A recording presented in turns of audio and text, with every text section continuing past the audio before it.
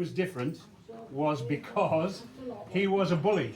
He'd thrown his girlfriend out of his house because he was jealous. He thought she was having an affair. He'd thrown her out wearing only her bra and knickers. And Compo had found her in the street crying, so he'd lent her his coat and took her to Clegg's house. And Clegg, therefore, was extremely embarrassed to have a semi-naked young lady brought into his home. At the same time in the stage play, a character called Marina. Marina turned up. Marina came into the house because she'd been pen friends with a character called Howard, and Howard lived next door to Clegg, but because Howard wanted it to be secret, he'd used Clegg's address for all the letters that they'd exchanged. And not only that, he'd never sent her a picture. So when Marina arrives at Clegg's house, she thinks Howard is Clegg. So now he's got two women in his house at the same time. Now, because Brian Wilde didn't want to be in the stage play, Roy very cleverly made him ill in bed upstairs in Clegg's house, and Clegg was looking after him. So I had to keep taking cups of tea upstairs. You can see how this is developing as a play. So what happened was, every time Foggy needed anything, he banged on the ceiling with a walking stick. So that's how Clegg knew that that was going on. So at the same time, Pearl and Ivy were helping to look for where Howard had gone. And Howard was hiding in Clegg's house. So if you can imagine, there was a bed settee, and every time anybody came in, Marina had to get into the bed settee and they folded it up. So she was actually in the settee. The semi-naked girl, my girlfriend, Glenda, was in a cupboard at the side of the stage, and Compo and Clegg were, and Howard was hiding in another cupboard on the other side of the stage. So, like a typical farce, as a door opened, somebody else came on, and everything went on like that. Now, it's interesting that the stage play was written entirely by Roy Clark, but when, on the first day of rehearsals, the script was read with the director, a lady called Jan Butlin, we looked, and the script looked like a very long episode of Last of the Summer Wine. It wasn't quite right for the stage, and I don't know if Roy mentioned this, but I don't think he'd ever written for the stage. He'd only ever written for film and television and radio. And so what happened was, we all got sent home. The cast got sent home, apart from Peter and Bill, Peter Sallis and Bill Owen, and they rewrote the script and made it into two halves of an end of the pier summer show. And with Roy's blessing, obviously, it worked out very nicely. But as a result, we were all very worried that it wasn't going to happen, because if they hadn't brought it, so they wrote all the gags that they'd learnt from doing 10 years of Last of the Summer Wine. So the stage play started. Now, the cast of the stage play at that time was, I was in it myself, Peter, Bill, Jean Ferguson played Marina, but a different lady played Pearl, an actress called Jean Trend played Pearl, and Howard was played by an actor called Ken Waller. Now, Kenneth Waller was a Huddersfield actor, born in Huddersfield, and he was famously Grandad in Bread, the series Bread. Yes. He was also old Mr. Grace in Are You Being Served? In fact, he was 12 years younger than young Mr. Grace, who played the character, the actor who played the character of young Mr. Grace. You know, you've all done very well. You know. Anyway, Ken played Howard, and he played him very, what can I say, a very abrasive character, very assertive, and a bit of a bully to Clegg. And it was quite interesting to me. The following year, Ken Waller wasn't available to do the show because he was making Bread for the summer season, and we did a second year of the stage play. So he was replaced with Bob Fife, Robert Fife, who you'll all remember as Howard. Yeah. Now, Bob Fife is a very, very different style of actor to Ken Waller. Ken was much more kind of, well, he was a bully. He played Howard like a bully. Yeah. But of course, Robert Fyfe played him more gentle and a little bit cowardly and more henpecked. At the same time, Jean Trend was replaced in the stage play by Juliet Kaplan, who came in to play Pearl. And Juliet became much more assertive and much more, like, you know, bitter and twisted. And their relationship changed as a result of the recasting. And I think the recasting happened by accident, but as it turned out, they then went on to be in the series. And Roy, I think, enjoyed writing the Pearl character and Howard for those two actors than he would have done from the original stage play when we first did the show. It was very interesting. When you do stage plays, you get to, it's very different from working in television. In television, you might do an episode of Last of Summer Wine, and you might meet two of the regular characters when you're filming, because they're not in your scenes. And you don't necessarily stay in the hotel at the same time. You're not necessarily in the studio at the same time, so you don't know everybody. But what happened for me was that I was working in the stage play for 2 years. So each year we did the stage play for about 6 months. I was with Bill Owen, Peter Sallis and Jane Freeman, who were the regular characters from the thing. And you spend every night with them for 6 months on stage, and then during the day, because you're bored, or you're in we were in Eastbourne for the first year and then Bournemouth for the second at the end of the pier. And those 2 years that you spend with those people, you become very good friends with those people. So when I came into the series, it was very much easier for me to fit in because I knew Bill really well, I knew Peter really well, and we were friends. And Jane, of course, playing my auntie. Now, just to explain that when I was going to be in the series as Just Crusher, and he was the bread boy, the delivery boy in Holmford, around the town.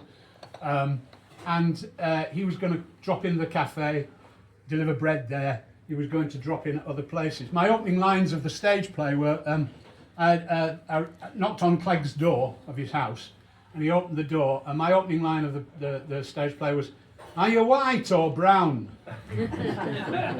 And his next line was, "Depends whose side you're on." So I mean, it used to get a nice laugh. Interestingly, it got a better laugh in Eastbourne, which was a proper theatre. When we played the end of the pier in Bournemouth, nobody allowed for the fact that the starting time of the show was about 7:30, but it took most of our audience, who were getting on a bit in years, about 10 minutes to get down the pier to the theatre. So the people who turned up on time, the younger members of the audience, were already there, and they were sitting there, slow hand clapping, going, "Why are we waiting?" While a lot of people in wheelchairs and on crutches and sticks, and now I appreciate that very much, because I've got arthritic knees, and it would take me about 10 minutes to walk down Bournemouth Pier now. But anyway, so we did the show for 2 years, and then what happened was, sadly, John Comer got throat cancer, which many of you will know. And I think in Getting Sam Home, his voice was dubbed because he lost the ability to speak. And he came down to see the show. John Comer came down to see the show and was very ill, but he wanted to see the stage play. And then Roy came to see the show. Roy Clark came to see the show, and it was the first time I'd met Roy, and he said to me that he was going to write my character into the series. Then I found out that John was more sick than, or he found out he was more sick and passed away. So then Roy said to me, "I'm going to write you in the cafe rather than this bullying bread boy that you've been before." So he changed the character, but it was quite interesting. So I kept some of the things that I wore in the stage play. I kept the kind of character of the leather jacket and the kill thing and a bit punky thing and all that sort of stuff. But I had to soften the character a lot to make him into this rather innocent and slightly dumb lad. I think he was innocent rather than stupid, and he must have been extremely rich.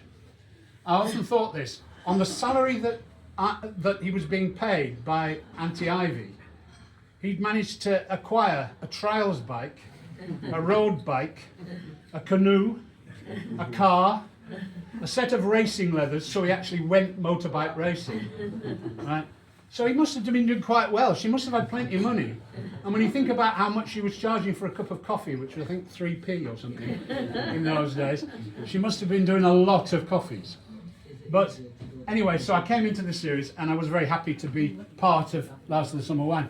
But as I said, it was interesting because I was playing with those people. Now, when you do a stage play, the other thing that happens is you're in digs with people.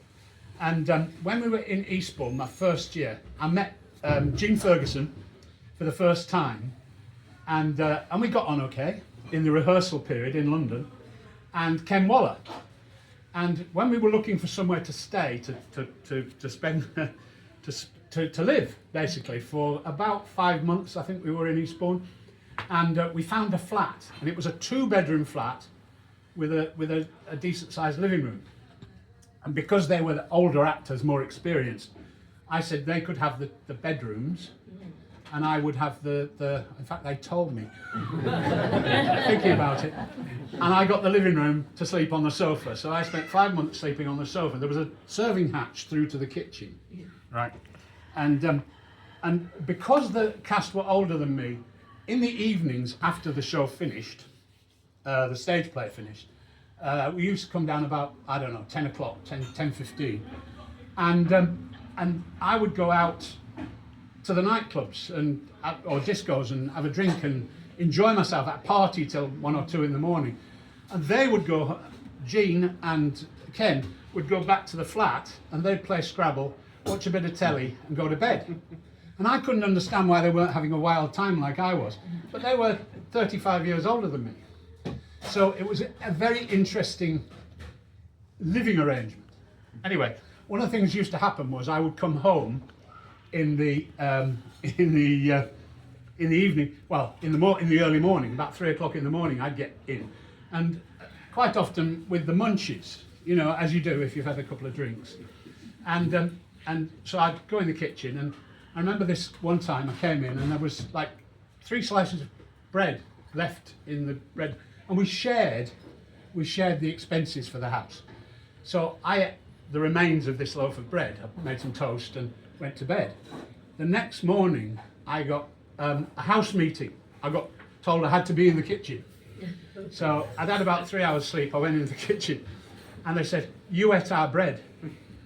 I went, "Well, we were saving that for toast in the morning and you ate it last night." I said, "I'm really sorry." They said, "Well, you've eaten more than your share."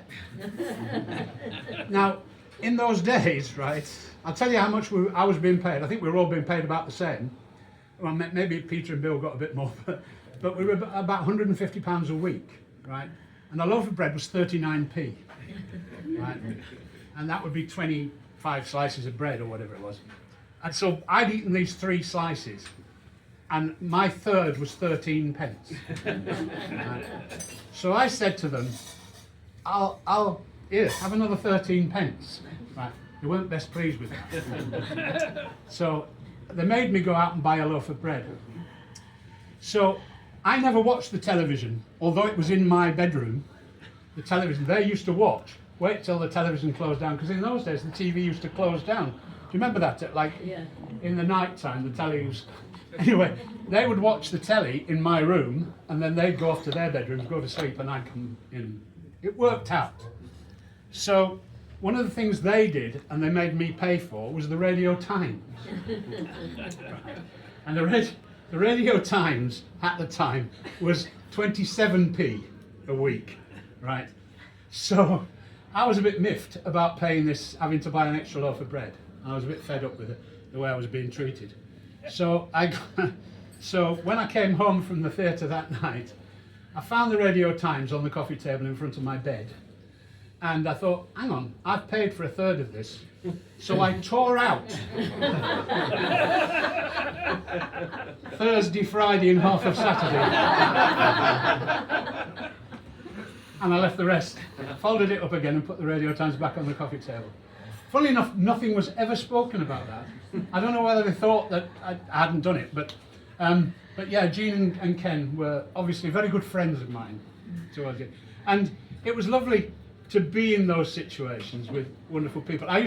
One of the things I used to do with Bill Owen was we'd do dinner in the evenings after the show, and we'd go to this Greek restaurant in Terminus Road in Eastbourne, and we'd go and have a meal, and then Bill, who said he was very, very proud of his cooking, he invited me one Sunday to go round to have Sunday lunch at his apartment where he was staying. And he said, I'm going to cook for you, because we've gone out for dinner, out and you paid for me. And we went round, and he very proudly produced this dinner and a pudding, right? And I said, this is fantastic, Bill. You've got this amazing talent. You can cook so well. Anyway, I went in the kitchen to help him do the washing up. In fact, I did the washing up and he sat in the living room. And I looked in the bin, and all the packets were from Marks and Spencer's. And also the other thing about going out with Bill was, while we were doing the summer season, in the daytimes, he couldn't go out without a crowd forming around him, because everybody loved Compo. Everybody wanted him, a piece of it. So he used to invite me, and I ended up with like his minder. Because people don't approach you if you're walking down the road together talking. People don't come and mob you so much, but they used to do with Bill if he was on his own. So I ended up looking after Bill a lot. And one day we went in the bank. He wanted to cash a cheque. Bill was very, vain about wearing glasses. And he wouldn't admit that he couldn't see too well to read. And so we went in the bank, and he used to do this. He used to he'd have his checkbook like this, and he'd go, and he'd start with a pen like this, and he'd start writing his cheque, and then he'd go like that. And we were in a queue in the bank while he was writing the cheque, so he's like there. And when he put the cheque down, the whole queue in front of him had turned around and were facing him. And he obviously had to sign their autographs before he was allowed to the counter. But I spent a lot of time with Bill. He was a lovely fella. Peter, on the other hand, was a little bit more quiet, but I think he was going through a kind of, I don't know, it was like a holiday experience for him. And he'd done so much stuff in his life. He was a good actor, but he was relatively young when we did the stage play. I mean, he was he would be early 60s, and there was a girl who was working on the as a person working for the producer, and they hit it off. But of course, Peter was very worried that people would think he was having an affair. Because his wife, Elaine, was no longer his wife. They were actually divorced.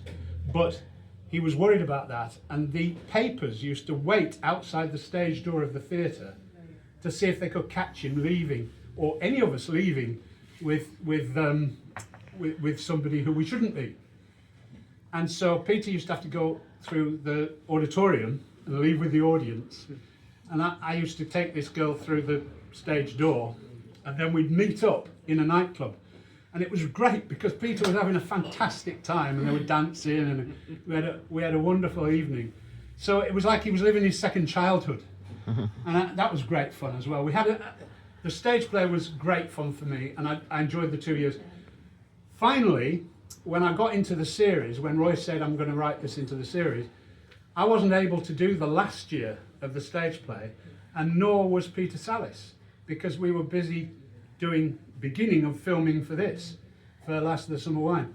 But Bill had arranged to do the show in Blackpool, and because there were no longer major characters from the show apart from Bill in the stage play, interestingly, the show had to be called Compo Plays Cupid when it was done in Blackpool, and the Clegg character was played by Derek Folds. Derek, who was in Yes Minister, Mr. Derek with Basil Brush, and it was so these things had to happen. But Bill was such a draw that the show was a massive success in Blackpool just because Bill Owen was in the show, and so that's my story about the stage play of Last of the Summer Wine, and I think I've told you everything I can about the stage. Are there any questions about the show? About anything, actually? About Summer Wine, what we did? I do remember seeing the show in Bournemouth on the pier. Did you? Yes, and the one thing I do remember about it is when Clegg and Compo were sat on their table having a conversation, that somebody forgot their lines.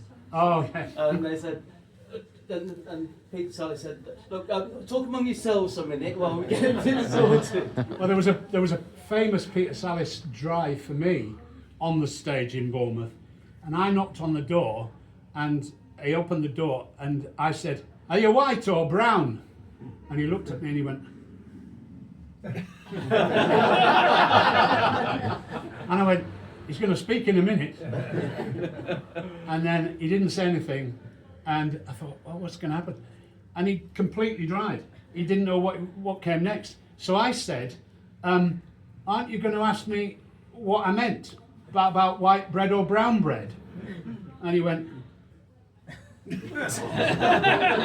it was like, it was very strange. And then he walked downstage and he leant against the proscenium arch of the theatre like this, and just looked at me.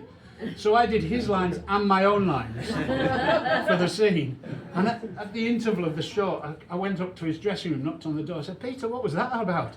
He said, "My darling, you were so marvellous. I just thought I had to."